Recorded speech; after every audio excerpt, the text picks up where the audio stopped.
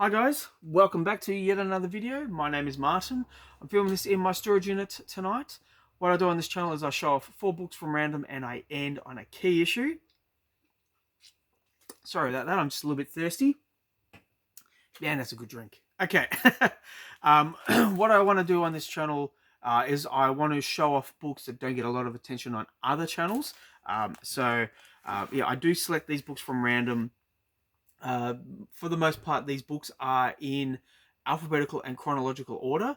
But as I've been doing this as I've been doing this channel for so long, my collection is starting to get a little bit haphazard, especially at home. I've got to work out what I'm going to do with all the books I have at home because I can't fit them all in this storage unit.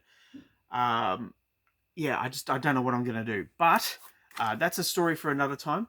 The first issue I want to show off is Azrael issue 1,000,000 by Danny O'Neill and Girano.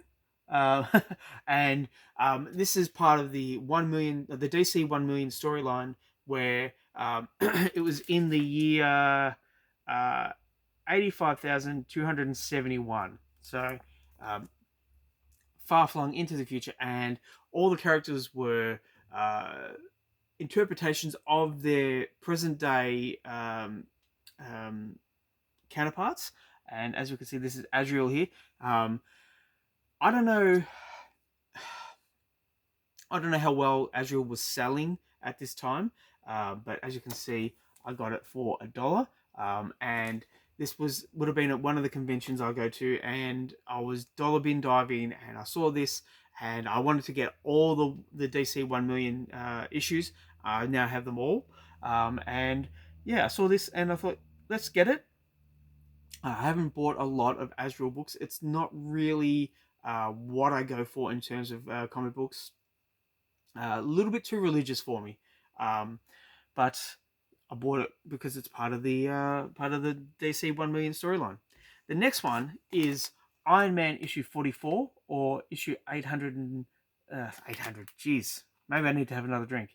Issue 389, and this was an interesting kind of period for Tony and Iron Man because they were experimenting a little bit with his armor, with what they were doing with his Tony's fortune, and so it was kind of like a series that was a little bit in flux, but that's what made it fun. I remember they had this. It wasn't stealth mode because he's had stealth mode before. This was like a camouflage ability, but I remember he couldn't use it all that much because it would drain the power suit, or drain the Iron Man suit. But yeah, just a fun period for Iron Man, and if you happen to find it in any dollar bins, track it down. Why do I keep saying that? If you find it, buy it, check it out. You could enjoy it. Now, the next book I want to show off is The Terrifics, issue 7, and this was drawn by Dale Eaglesham and written by Jeff Lemire. I really enjoyed this series. This series kind of gets poo-pooed a little bit, like kind of like a poor man's Fantastic Four.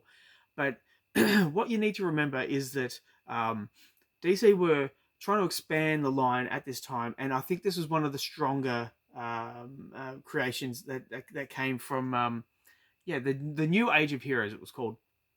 And what you also need to remember is that Dan Slott was writing the Fantastic Four, and I don't know how well the sales were going, but it was both. The Fantastic Four was both interesting and also a slog to read.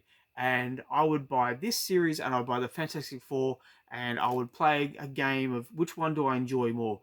And for the most part, the Terrifics was more a fun read for me, and especially with Tom Strong. So this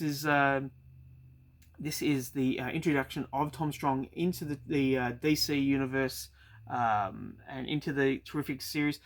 He was not in the series for the entire run, but he was in it for a fair chunk, and his side characters were also a big part of it.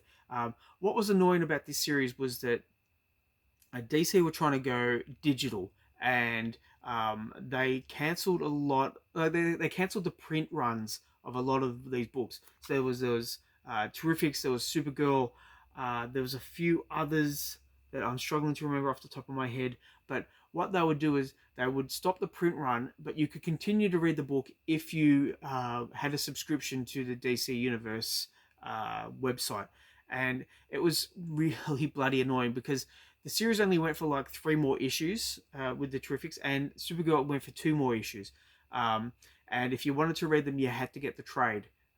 And as a completist for like floppy books, that made it really annoying. I do have the trade for this, so I did see how the series ended, but I would have liked to have got the last 2 issues as single issues. Now, the key issue for this video, I'm showing it for 2 different reasons. It's Superboy issue 0 from 1994, and during the pandemic, this book went high up in terms of value because the Suicide Squad sequel was released in cinemas, and they had King Shark in it, and there was this whole thing about, yeah, people kind of loved King Shark. He was a fun, interesting character in the movie, and this is his I don't know if it's his second appearance. I think it's his second appearance, or maybe his first. I can't remember. But there was like issue 9 and then this issue. And so the speculation and kind of the FOMO put this book up in terms of value up high. And then nothing's really been done, or I don't think anything's been done with King Shark since then. And so the book has come down to earth.